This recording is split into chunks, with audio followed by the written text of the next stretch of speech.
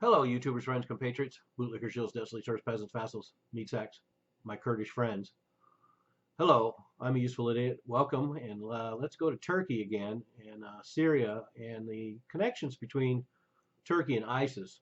And for those who are plugged into the alternative press, and certainly anyone who watches a useful idiot videos knows for a very long time that these connections with Turkey and ISIS have been obvious and well documented. And it's getting a whole high profile right now just because of the showdown between Turkey and Russia revealing uh, something we also already knew about, which was this smuggling route, uh, smuggling ISIS oil out of Syria and Iraq and going through Turkey. And so that shows a certain amount of complicity with ISIS, but there's also all sorts of other connections. There was a story of Turkish intelligence connected trucks loaded with weapons being stopped at the border, and this has been documented time and time again. In fact, we have Turkish journalists who have been documenting these trade in fighters and weapons and oil for quite some time. And recently, Turkey has started putting these journalists in jail.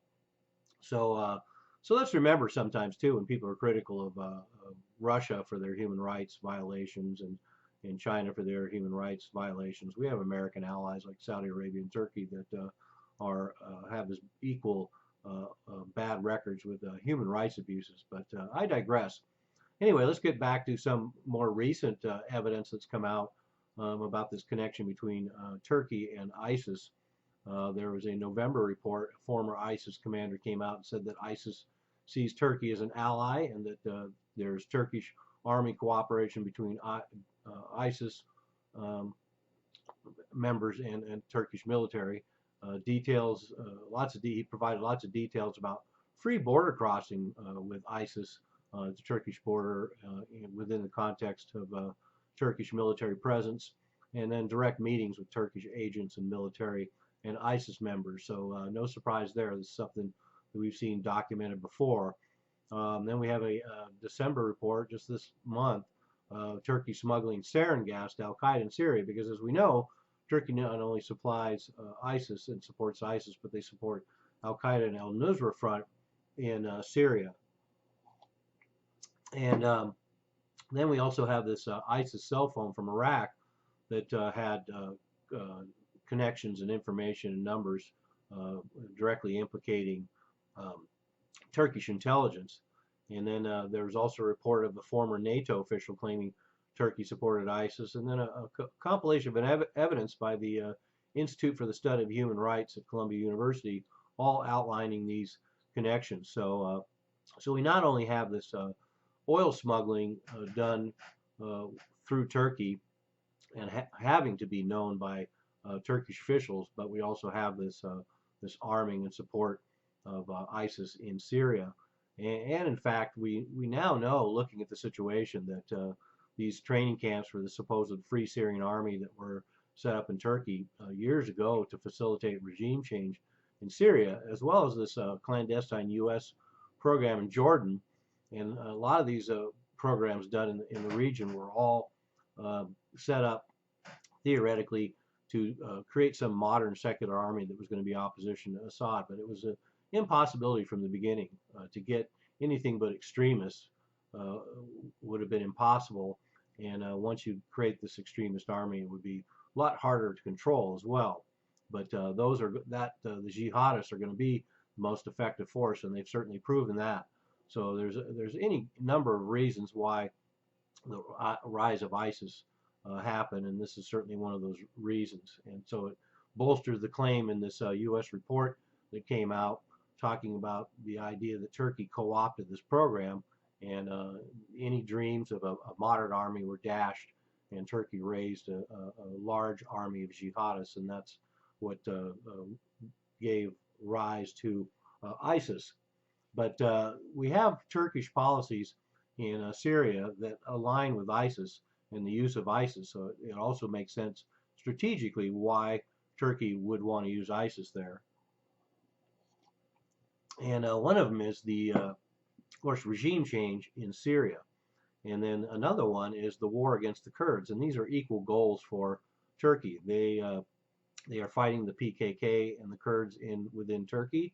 They are fighting the YPG and the Kurds in Syria, and they completely support the Kurds and the Peshmerga in northern Iraq, Kurdistan, and they have a huge economic presence in Kurdistan and a military connection with Kurdistan and northern Iraq. But these other the Syrian Kurds and the Turkish Kurds are their enemies, and we're seeing the result of that now. There's a lot of political unrest in Turkey right now, clashing with the Kurds again, and we also have numerous airstrikes. In November, Turkey launched airstrikes against the PKK in northern Iraq. So a lot of times, interestingly enough, they are bombing in northern Iraq and going after the PKK. So that's another interesting point too when you think about them criticizing Russia for violating their airspace, and yet Turkey's violating Iraqi airspace, going after the PKK in northern Iraq on numerous occasions. September, Turkish ground troops were sent to northern Iraq. And last July 2015, there were Turkish airstrikes in northern Iraq. And last October and November, there was Turkish airstrikes in northern Iraq against the PKK and the Kurds. And so policy for Turkey in Syria is the same thing. They want ISIS, they want Al-Qaeda to attack the Kurds in Syria and quash any hopes of any kind of independent region there, or even more autonomous region there, and any sort of connection they might want to make with the other Kurdish regions. So this is a paramount reason why Turkey would support ISIS twofold for regime change and in the war against the Kurds. And then, as it turns out, Turkey is also pillaging the economic infrastructure and factories in northern Syria, and ISIS is helping facilitate that. So in addition to smuggling this ISIS oil, they're also dismantling the economic infrastructure of that region and moving it to Turkey. And so Turkey joined of course, the coalition airstrikes in 2015, but now just like so many other players, including Israel, is in there facilitating their own agenda. And that's one of the more interesting things about this whole scenario in Syria for me, is that all these different countries are in there bombing, and everyone all has their own little agendas. There isn't any unity really whatsoever. So now it's just a free-for-all, a clusterfuck, where everybody in there is just going to kind of go in there and take care of their own agenda. And for Turkey, that includes bombing Kurds in Iraq and Syria.